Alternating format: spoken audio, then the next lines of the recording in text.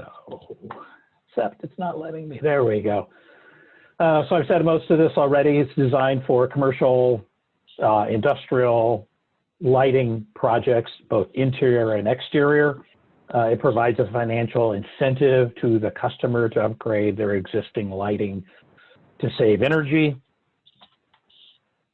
So here are some of the incentives depending on the type of lighting retrofit that you do. So think of a lighting retrofit. You've got your existing lights that are in the space. You could, or the contractor may propose going into the existing fixtures and replacing some of the parts and pieces. We call that a component upgrade, and we'll pay 19 cents per kilowatt hour saved for the first year. If they replace it with a full fixture or a kit is something where all of the guts of the inside of that light fixture are removed and a new kit goes in. Typically that's like all one part or all manufactured together to go in. We'll pay you up to 27 cents per kilowatt hour saved for the first year. If you combine that fixture with a control, such as, let's say, an occupancy sensor in a classroom or a private office or a conference room, or a daylight control along a window wall where you've got the daylight, like in this photograph here, all that daylight that's flooding into the space, and that the lights are automatically controlled to dim the lights in response to the daylight that's coming in. In those situations, we'll pay up to 34 cents per kilowatt hour. And we have something that's really interesting and exciting that we've been doing for a couple of years. And it's a bonus for what's called a luminaire level lighting control, or LLLC for short, fixture. It integrates into the fixture, the occupancy sensor, the daylight sensor, and you can group them together wirelessly. You can have them respond together from an occupancy standpoint. The real cool thing is it's very, very easy to change if for some reason something functionally is different underneath. You moved some cubicles around. It's in a manufacturing facility. You can change those. Grocery store. You can change the configuration if the tasks underneath change. Another option, which is good for some folks, it's not our highest priority, and that's why we incentivize it on a per item basis, is what's called a TLED. It's a tubular LED lamp that can replace a 4-foot T8 fluorescent lamp, a tube. Some people may call them lamps or tubes. We use those terms interchangeably. Those are $4 a piece, and you can also get that same incentive through a sister program of ours called Lighting to Go, which is done at the distributor level. So you go into the distributor and you can get that instant discount of those $4 per tube. You can't do it on both programs, so you can only do it once.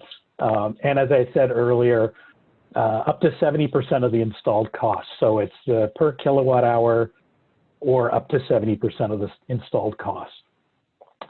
Projects need to be submitted by the end of this year to get these incentives. We always change our incentives every year. And yes, we will be, for those folks on the call who worked with us before, the incentives will be changing in January. We need the projects that are on this higher incentive, this increased incentive, to be completed by December 1st, 2021. If it's on the new incentives that come out in January, you'll have a full year to get those done. Here's an example of that luminaire level lighting control fixture, which you can get a $75 bonus per fixture to put in. This is actually a photograph up in our Bothell office. We're getting a lot of energy savings up there these days because very few people are in those offices who we're mostly working remotely. And up in the ceiling, there's kind of a red circle and an arrow, and then down below, it's pointing to where the occupancy sensor and photo sensor are installed. And here's an example of a group. So in that red square, all of those lights are turned off because no one's underneath those lights, so they don't need to be on. So we're saving energy from daylight along the window wall. We're saving energy in that red square area because no one is working in that space. We group them together so they go off in groups, not individually, because it does look a little bit odd when a single light fixture goes off in a space. So how to apply, and this is on our website, which we'll see the address of that in a second. Once you're on that website, you'll see partway down, download and complete the 2020 Business Lighting Increased Incentives application. You click on that and it will download an Excel application. You fill it out. Many, if not all, of the lighting contractors that you probably work with, if you're not a lighting contractor, are familiar with and have filled out the application before. So if you do open it up and go, wow, this looks scary, it's not as scary as it really looks. You can definitely talk to any of the contractors. You can also contact the business lighting team, and we can also help walk you through how to get it started so that you can submit an application. Because there's an incentive, there's what we call a customer payee signature page, and that's something we actually need a signature on. So we ask you to print that off once it's filled out, sign that, save it as a PDF, and include that along with the application and a W-9. And we also want to see what all the spec sheets look like. And you send that to businesslighting@pse.com. That's our general email box.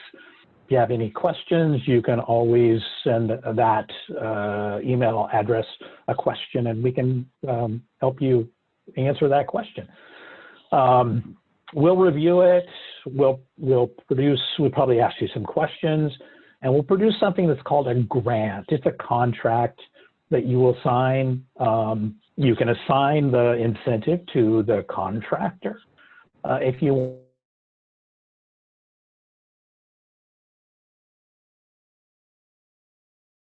want to make it so that there's initially a less upfront cost to the customer.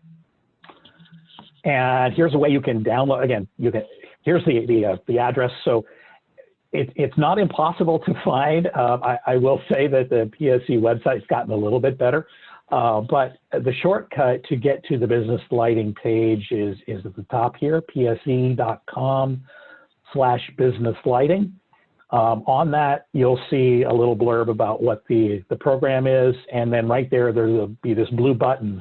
You click on that blue button, it will download the Excel application. I got a couple of screenshots, not going to go through it all, but just to show you kind of what the screens will look like. At the top, those kind of greenish boxes, those are navigation links. So you can click on the Terms and Conditions tab, what the new and existing fixtures are, what the lighting installations are, the customer signature, and what we're looking at is actually the project information. So we ask where it's at, what the account number is. I've tried to submit Mikey's Barbecue for a number of applications, but they keep rejecting it. I'm not quite sure. They like my barbecue, but they don't like my, my fake stores. So that's the project information. This is where you would put in, or the contractor would put in what we call the installations. So line 1, it's a restaurant, it's gas heated, it's a dining space. The hours of operation are 3650. There's 12 fixtures, both new and existing and new. Again, we can help you walk through this on how to fill it out. And you can see right there in the middle, the green box is telling me that I've got an estimated incentive of almost $2,000 for doing this lighting upgrade. Here's the signature page. Just down below off the screen would be where the customer would actually sign. But it gives you the estimated yearly savings and the payback before and after the incentive. So what happens after December 31st, 2020? The incentives will change for projects submitted after or on or after January 1st. We will not be extending the current offering. There will be something new. So for those of you who've done it before, we will not be going back to the original incentives that were based in January of 2020. There'll be something new.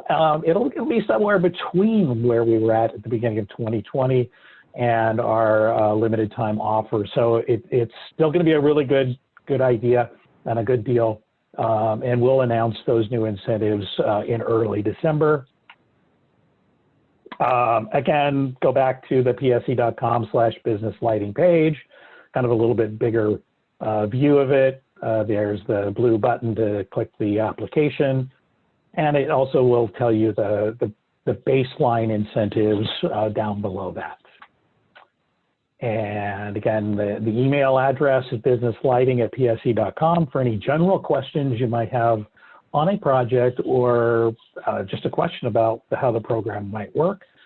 You can also get to the webpage, or you can email me directly, michael.lane@pse.com. And I think that's my part. So I don't know, Scott, do you take back over at this point? Yeah. Well, that's kind of your part. You're going to come back here in a second. But, oh, I get to come back afterwards. Okay. Yeah. And I know everyone's asking too that, we're going to be able to provide a lot of this information afterward with a email out to everybody. And we're going to go through the Q&A in just a few minutes here. But first, we wanted to show you something, our business lighting digital wheel. This is the fun part of the show. So we're going to show you how this works real quick. Ask a few questions. Let's see, I'm going to spin this real quick. Spin. It's not spinning. There we go. Oh, look at that. Oh, occupancy sensors. Let's see. Heather, you want to ask this question? Sure. So an infrared occupancy sensor is triggered by sensing blank that moves: A, heat; B, air; C, electrons; D, paper airplanes. I'm guessing it's not D, so I can take that one. I won't phone a friend for that. I thought it was going to be D. I thought that was what it was paper airplanes. No, it's heat. Heat. Yes, we all produce heat. As a person, we produce heat. And as you move, it will sense you moving and will keep the lights on. All right, let's spin again. And attendees, don't forget you can answer in the chat so you can participate here. All right, let's give them a second here to answer that then. Why don't you ask this question, Heather? Okay. So what in the fluorescent fixture has to be removed when using plug-and-play TLED lamps? A, the ballast; B, the sockets; C, nothing. The plug-and-play TLED is a direct replacement for the fluorescent lamp; or D, the reflector. Dun, dun, dun, dun, dun, dun, dun. And the answer is C. Yeah. Nothing. Yes. Did we get any? Oh, yes, look at all those C's. You're well educated. All right. Now, one thing to point out is that sometimes you may want to replace the sockets when you're doing a replacement like this, because sometimes if it's an old fixture, it may make sense to replace those sockets. But these, plug-and-play TLEDs will run off the existing ballast. So you take out the old fluorescent T8 lamp and you put in that TLED plug-and-play lamp. And I always tell people to do a test because sometimes there's some oddities. Do a test case and make sure that it works. let's see. We're still looking okay on time. Let's spin that one more time.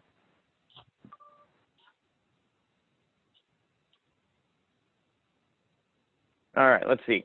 How much energy is an LLLC fixture estimated to save over a 3-lamp T8 fluorescent fixture? Is it A, upwards of 70%, B, upwards of 40%, C, upwards of 55%, D, upwards of 35%? All right, contestants, put your answers in the chat box. This looks like A. Oh, everyone wants yeah, a lot of A's here. Oh, Dr. J is going for D. All right. Well, the answer is A, but it is almost a trick question because remember, LLLC fixtures have both the energy saved by switching from a fluorescent fixture to that LED fixture, which by itself could be around 50%, but then you add in the savings from the occupancy sensor and the savings from the daylight sensor, and an LLLC fixture can also do something really cool, which is called task tuning. So in that photograph that we had earlier of the office, that virtual hallway in that open office, we actually top-end trimmed or task tuned those to not ever go above 50% of their power. So we get the fixture savings plus the occupancy sensor savings plus maybe some daylight savings plus that task tuning savings. So yeah, upwards of 70%. Awesome. Thanks, Michael. Let's see. Let's get back to our presentation real quick. All right. We're going to talk about a couple businesses that went through some lighting retrofit recently up in Bellingham. We've got Northwest Chevrolet of Bellingham and Ace Hardware of Bellingham. Next slide will show Northwest Chevrolet of Bellingham. So this was a rather large project. It was an $84,000 project, and PSE paid $44,000 of this. One small example out of the different types of lights, which there were a ton of different lights, but one line item that I noticed was they replaced 35 metal halide lights. These each one of these lights took 1,000 watts, and the new LED fixtures were 100 watts. So there alone, you can see that there was a lot of energy savings. They had they saved over 220,000 kilowatt hours. So with this type of business, they saved 77% after this lighting retrofit was completed. So payoff was super quick. And as you can see, like in their service garage here, and they replaced exterior lighting, showroom lighting, a lot of different things, but they were very happy with how, especially the lighting in the service bay helped their technicians do work a lot easier. So the next one we're going to talk about is, Northwest Chevrolet. So Ace Hardware, this is a smaller business, 13,000 square foot facility. PSE paid $3,000 of this $4,500 project, which gives them about a 6-month payoff. And we basically replaced a lot of T8 fluorescent lights with T-LEDs, cutting their usage in half. And let's see the next slide. Yeah, so you can see 33,000 annual kilowatt hour savings, which is almost $3,000 annually, which is basically what we paid. So super quick. That covered 70% of the project cost with the PSE incentives. And this is before what we're talking about today, these added incentives. So there's a lot of opportunity here. Let's see, next slide. We're gonna, I think Heather's gonna talk to us real quick about another upcoming event. Thanks, Scott. Yeah, so the 24th Annual Washington Small Business Fair is taking place on November 10th. I encourage you to attend, well, we encourage you to attend this event. You can register now, but it's a great opportunity to learn what's going on with taxes and how to work in a virtual space and all kinds of opportunities that not only can help you, but I think a lot of your customers, as many of you work in commercial property management, it's a great tool and resource that you can also pass on to your customers. And the event will be available for 90 days after it takes place. So it's also available for an extended amount of time. So I encourage you to take a look and register for this event that takes place on November 10th. Thanks, Scott. Yeah, and we're going to be putting a link in the chat window here shortly on how you can register for this event. Gosh, we're like right on time, and at this time we're going to turn it over to the Q&A. So let's see, Michael, we're going to come up with some questions here for you to answer. If anybody has some that they'd like to ask live, or we can go through some open questions. I guess we got this first one from Diana Upton off this one. What is the energy savings for replacing fluorescents with LEDs? Well, some of that depends. You know, if you're doing, let's say, we'll do this a couple different ways. Start with a TLED, a tubular LED. Generally, that's about a 50% energy. T8 fluorescent will be somewhere around 30 to 30 watts per tube. TLEDs are somewhere in the 12 to 17 watt range, depending on which one you get. So I typically tell people about a 50% savings of switching out from T8 to a TLED. If you're doing a fluorescent fixture to an LED fixture, you can tend to get a little bit higher in energy savings because, you know, TLEDs aren't bad, but they plug into a fixture, where if I can design the fixture to really optimize the LED to push the light out of it, we can always do a better job. So it's not going to be, oh, I can get double since I'm already at 50. With the TLED, you know, I could be looking at 60 to maybe 70% of the energy savings by doing a true fixture retrofit just by itself. Thanks, Michael. Thanks, Michael. I'm sorry, Scott. I tried so hard not to talk over you. It is a perennial issue I have working remotely. Here's another great question that I think would be valuable for the broad audience here, and that is, do we have a list of contractors to work with these projects? Well, it's a great question, but we don't have a actual list that we publish, partially because we can't show favoritism to one contractor or another.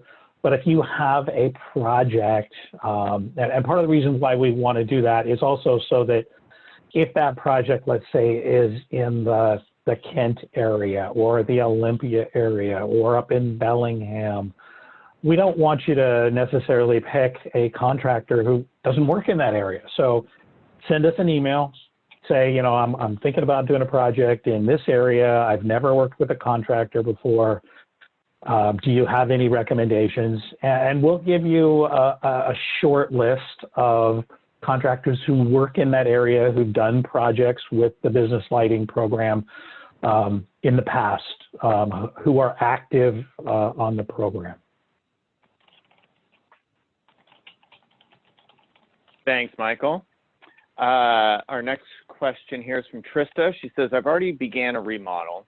I'm still very much in the beginning of the process, though, but I can't slow it down for these incentives. How quickly can this process go? That is a great question. So I'll tell you the rules and not necessarily how to get around the rules, but technically the rules are we want you to submit before you do work, and here's the reason why, and here's how we can maybe work with you on this one project. We need to know what the baseline is. So since we are working in this kind of odd environment with COVID, and we're not necessarily doing site inspections. We do some on very complicated ones. If you have any photographs beforehand, or if there's an area that hasn't, the lights are still there, take some photographs of what are there right now. So then we can go, oh yeah, that's what you've got in the space. So it gives us an idea of what's there. So the technical rule is don't start, but if you have, send us an email. Let's figure out if we can do something for you.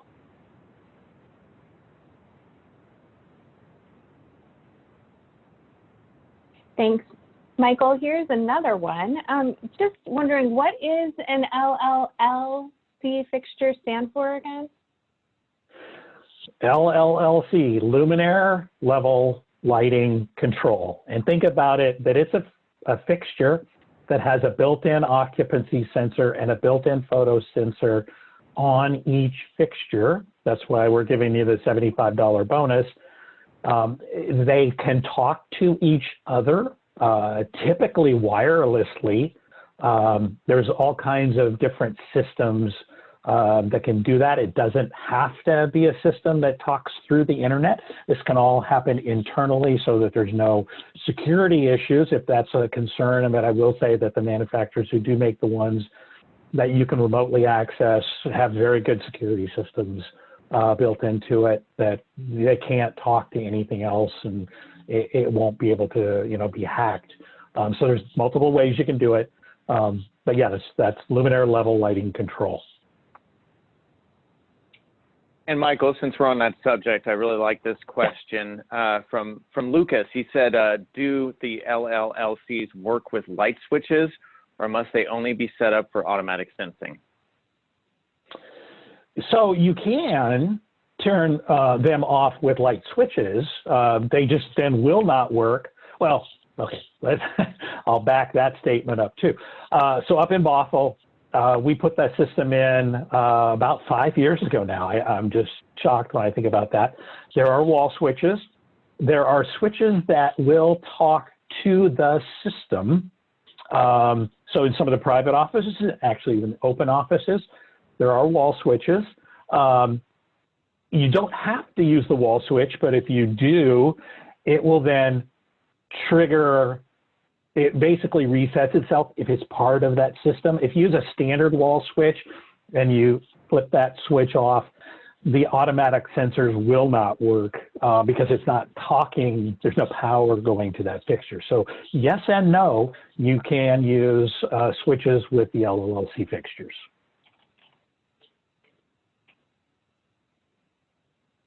Thanks, Michael. We've got some more questions here, and one of them is, do you have people that go out to businesses and assess their lighting needs and make recommendations? We don't really do that service of doing the audit to come up with what you should do.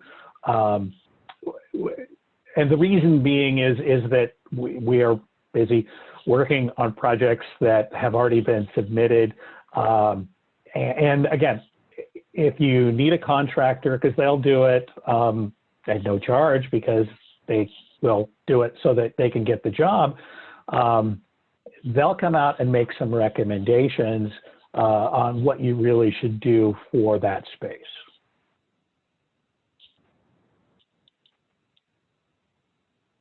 Thanks, Michael. Another question was, let's see, I want to make sure can you please tell me again the time it takes between we submit and when we actually get the incentive? Well, okay. So the process, you submit that application. We'll review it. Depending on how complex that project is, we could actually get it through. We did this, it was kind of a rush one, and not all of our projects work this way. But we actually got it to the grant stage where we send you that grant, which says this is how much money we'll pay you. It often is what was on that estimate, but it might be slightly changed. I think we got that to the customer in 2 days. Then the customer, it's up to you of how fast you get that project done. Once you're done with the project, you then submit what we call our payment paperwork. So you would then send us copies of the invoices. Did you change anything from what you had planned before? Again, if it's a small project, maybe a couple of photographs so we can see what you've done. Larger projects, and when I say larger, you do the workbook, the application, and you're 100,000 kWh or more, we will most likely want to come out and take a look at it. So complexity changes that super fast. We can get it to you in a few days, a week. You might get an email saying, well, it will take, we've got your application, it will take 2 to 4 weeks. It so much depends on the difficulty, and we will work with you on those situations, like an earlier question where you're already in the midst of it. We want to find out if we can provide you an incentive. So we will work with you. We don't drop everything, but we'll find somebody who can work with you to try to expedite that project. Thanks, Michael. Here's another one that I think is really nice and detailed, so maybe it's going to stump you, but I doubt it. Oh, no. Would a garage stereo strip light with proper sensors installed qualify for the $75 bonus, or is that application not considered business lighting?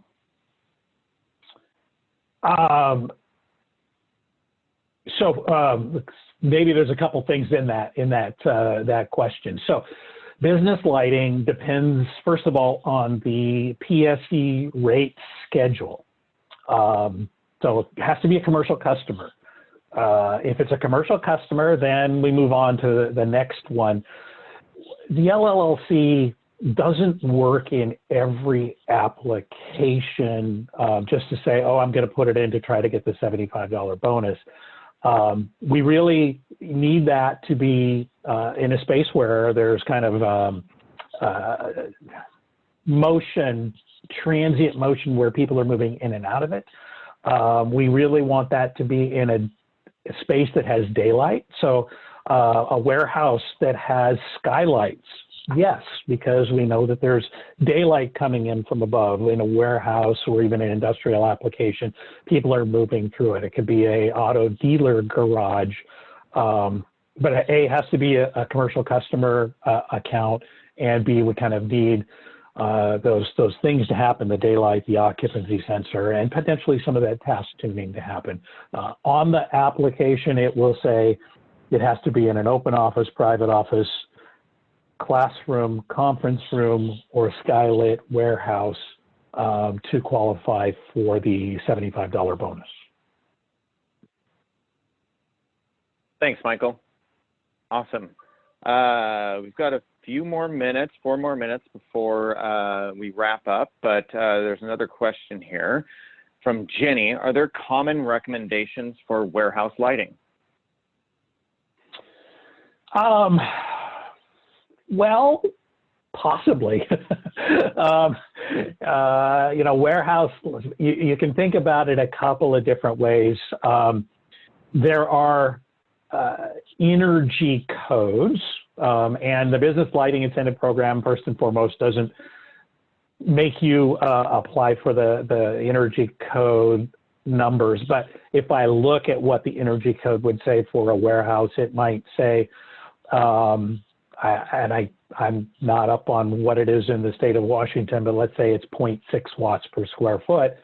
So now I can go, well, from that number, I can kind of reverse engineer it and go, how many square feet is my warehouse?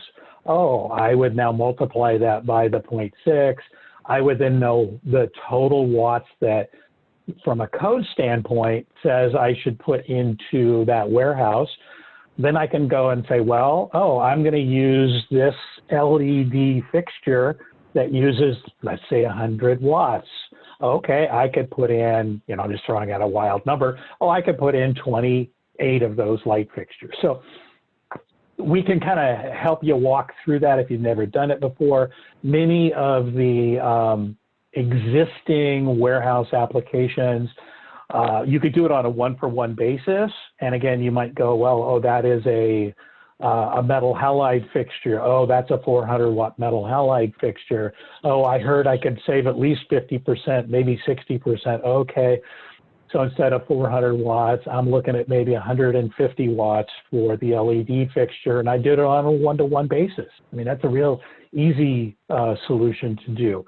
Or you potentially could respace them because the distribution of the lights is different. Thanks, Michael. Heather, you got one more, I think? I think so, yeah. So is this incentive per account? If a building owner with multiple accounts wants to get the incentive, will it be multiple applications? If the generally the answer is yes. That it's kind of by site address. We can't do two buildings that are on the same account, but they're like blocks away. But if there's two buildings on the same site and it's the same account, yes, we can kind of combine that into one application. And for those who are daunted and they open up the application or daunted by it, we just for simplicity standpoint, we have a simple one that's kind of, we call it a one-pager. It's not quite a one-page application, but we can send you that simple application. You kind of get five measures, so something that's really simple. That could be a warehouse where everything is the same. It could be a very large warehouse. Thanks, Michael. I'm going to ask, I think we have time for one more question here. This might be a tough one. So we might have to reach back out to them, but let's see if we can do this. Okay. Roy asks, how do the PSE LED and controls upgrade incentives work with the new HB 1257 regulation? That one's one I don't know the answer to. We'd have to find out what that regulation is. Okay, Roy, we will follow up with you, as well as Robert Hoyman. I know you asked a question too, and I said I'd answer it live, but we'll have to reach back out to you for that one. Let's see. Yep. So I think we're going to wrap up. If you asked a question that has gone unanswered, we will reach out to you. We have your contact information, and also we're going to be sending out a follow-up email with one of the, there's going to be 10 lucky winners here, as I mentioned before, that'll get a digital Starbucks gift card. We're also going to have an event survey, so we'd love to hear some feedback from you if you'd like to see more events like this as we go through these tough times with the pandemic. And please send us, you have the contact information, any and all other questions. And thank you for your time today. Visit pse.com/mybusiness, and if you can't get your questions answered there, we are here to help. So thanks again. Have a great day, and we'll talk to you soon. Thanks, everybody. Thank you.